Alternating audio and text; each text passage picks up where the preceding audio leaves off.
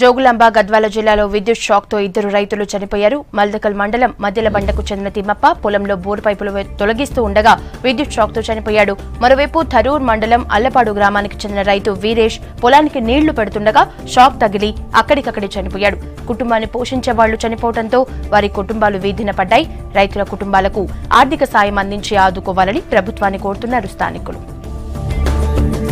Motor కాలిపోయిందని పెరుగుతుంది sir. నాన్న ఆయన మా అబ్బా పెరుగుతుంటే అది అతుకు తేలింది. అది పానర్ వేసుకొని జంప్ మోటార్ వంగకుండా రాకుండా ఇరుక్కునిందని ఇది రాదని అది గొలుసు పానర్ వేసుకొని జవరు పట్టా సార్. పట్టినప్పుడు అది వెనక ఇటు పట్టినప్పుడు 70 పోయినాడు. ఆడ అతుకున్నది తెక్కినాడు సార్. పెద్ద కొడుకు వ్యవసాయం చేస్తాడు. పొద్దున్నే నీళ్ళు పెట్టనీకి పోయింటే కరెంటు షార్ట్ కొట్టి చనిపోయినాడు. మాకు ఎవ్వరు లేరు వెనక ముందర. నా కొడుకే మమ్మల్ని సాకే సూచతోడు. మనకి ఇద్దరు ఆడపిల్లలు, మాకేమైనా సాయం చేయాలని కోరుతున్నాం మేము.